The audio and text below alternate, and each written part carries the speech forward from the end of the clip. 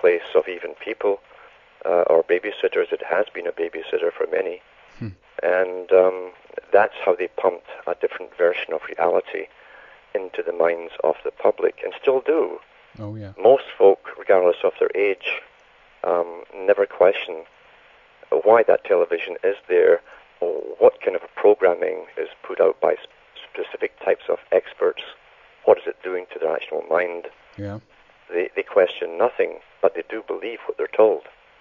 Oh, yeah. I mean, exactly. We have shows like, we talked about this on the show before, like, what's it called, 24, and there CSI, there are, a bunch of them out there, in a way, and always, stressing or in many instances, stressing the idea of, either if it's, okay, if we only could, somehow, either it's about shipping someone for the security of of the persons themselves, the character in the series, or it's about in some instances even to allow torture, for instance, to extract information from agents and so forth, and of course those kinds of things allegedly were why the United States invaded Iraq, because there were not humanitarian stuff going on in Iraq. Of course, torture was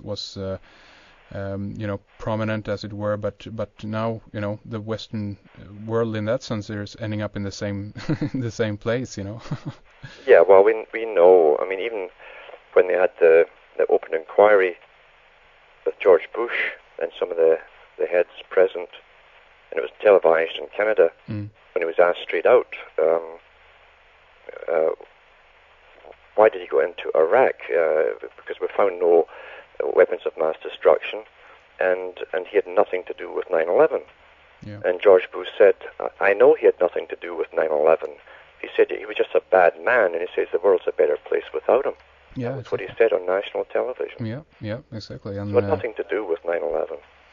Yeah, and as long as people, don't have the memory, to remember why they're there, or even, even when 9/11 happened, incredibly. Yes, well, they did a poll in Canada and the States after he was on television saying that, about 6 months later, and the poll showed that regardless of the fact that it had been admitted that Hussein had nothing to do with 9/11, the media had done such a good job of convincing the public of the opposite, that they all thought that Saddam Hussein was directly responsible for 9/11.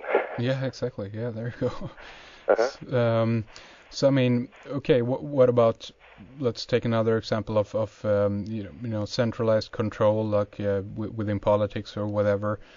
People who can still on a few levels recognize that that the local powers is being withdrawn and centralized, either if it's the European Union or if it's the what is it called, the Pan American Union or whatever it is. People who kind of don't spot the dangers within that. Why is that bad? What would you say to a person like that? Well, you can't educate someone on a lot of information in a short space of time. In a sense, too, people do choose where they are in their own headspace and what they want to know. You can come up with plenty of evidence written by big players in history to do with the European Union, and it's not just a union. It's much, much more than just an economic union. Yeah. It was a plan for a whole new way of living beyond what we've been trained to think is normal now. Now we work Pavlovian style for rewards.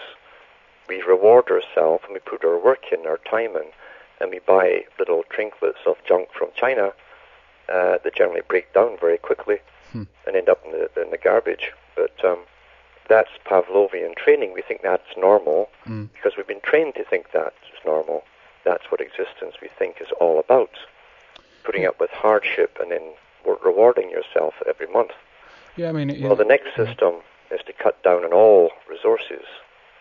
And I've said for the last 100 years they would not allow us to go on consuming in this fashion. So the next step is to actually take over the mind of the individual completely, because they said even at the League of Nations, their war was on individuality. The masses of people were easy to control. It's the individuals that created the problems, because some individuals could see through the charade and know or be able to vocalize that the king had no clothes.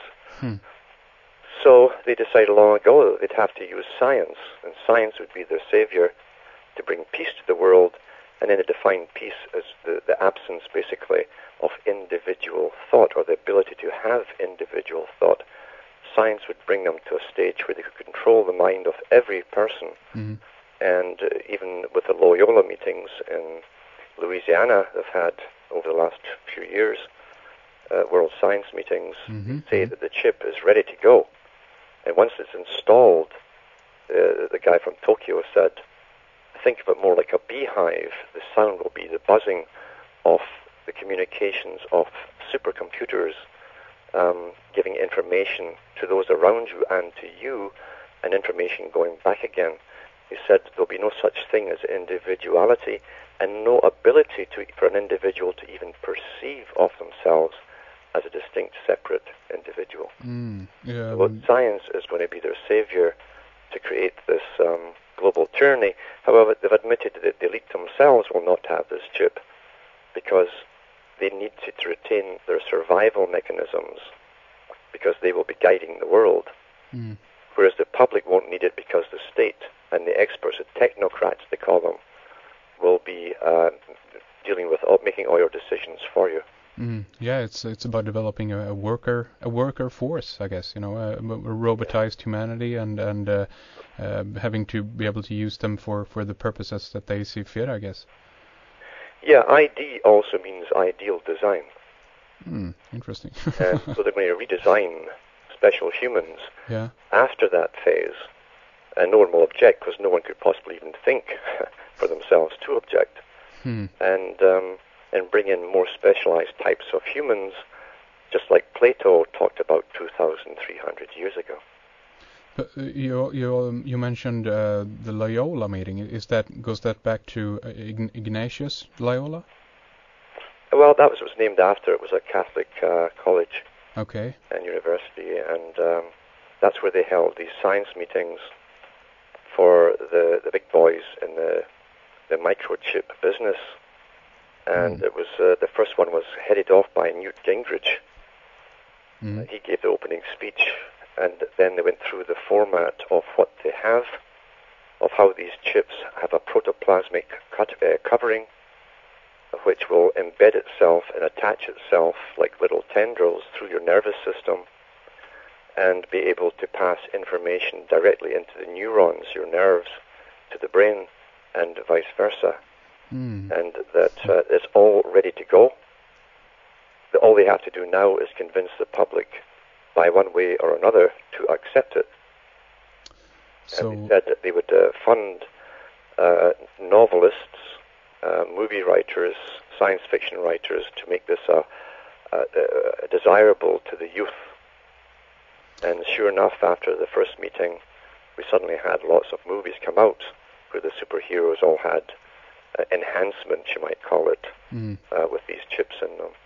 I'm thinking about the Star Wars movie, of course, with the with the cyborgs, or named the Borgs, basically, and I mean we talked a little bit about this now and then, the nanotech connection with all of this, and it seems like this kind of technology would greatly advance an agenda like this, to actually have nanobots actually basically being introduced into your system somehow, either again through the air, the deliverance, chemtrail spraying, whatever, through the food basically, or some other kind of deliverance method. But I mean, the dangers here, I mean, what are the potentials, what are the dangers? I mean, it seems like in a way we're standing on this edge here, basically. Is resistance futile to all of this, We are on the edge. That you're right on. This is the last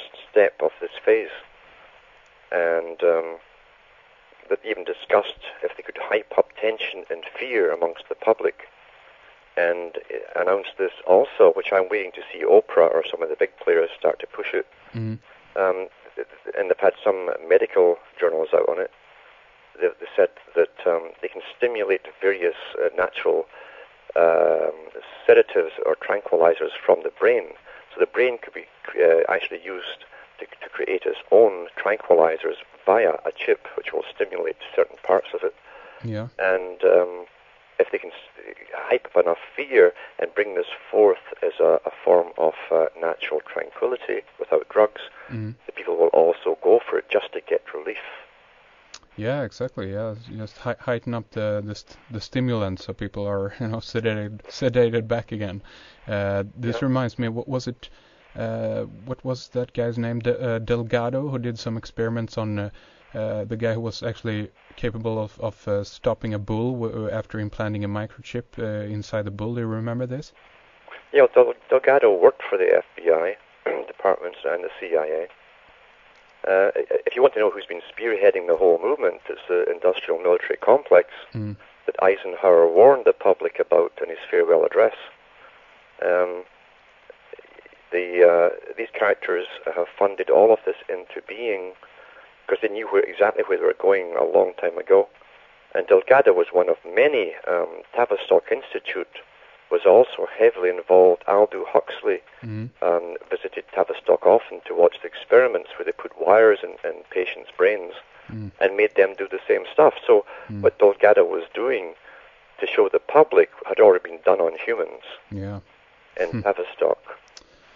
Yeah, nothing new in it, That's one of the speculations, of course. Obviously, how far have they actually gone, and how weird can it get? Because just as you say, it feels like the things that we become that are put out through the mainstream or regular science journals or whatever up on the up on our level is way behind in a way. But I mean, the question is, as you say, we have DARPA with what trillions of dollars budgets, experimenting just on every conceivable level to actually develop new weaponry. We have the what do you call active denial systems. We have the nano dust type of things. We even have development about recruiting basically animals, insects armies, and even rodents and rats and even sharks, I guess. So I mean, how weird do you think it is actually on the lower levels, on the levels that we are not aware of yet? Well, I'm pretty well positive, since we're always, when anything's admitted, it's antique. That's what I've always found in history. These are all developed, as I say, in high secrecy under Official Secrets Acts, and they don't publish it in popular science magazines until it's really antique. And they are way, way ahead, absolutely. I mean, Zbigniew Brzezinski, who specialized in the field of technotronics and mind control of the huge masses, this guy was up in the State Department and the Defense Department of the U.S. for years. He's been an advisor to many presidents, still is. And he brought his book out called Between Two Ages. And he means that, two ages. They're talking about vast eras of time in the high Masonic tradition when they call it ages. And he said in the technotronic era, that was the chapter, he said that the public shortly will be unable to come to conclusions by themselves. There will be forces acting on them.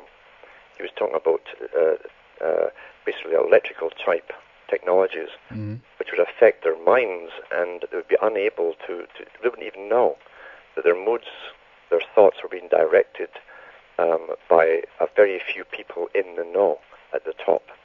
And he was talking about just the simple HARP technologies, which they have over 54 of them worldwide that we know of, but they also have portable ones for the military. And that alone has been used nationwide, continent-wide, and it still is actually. I've got all the frequencies here of the HARP. You can pick it up 24 hours a day now.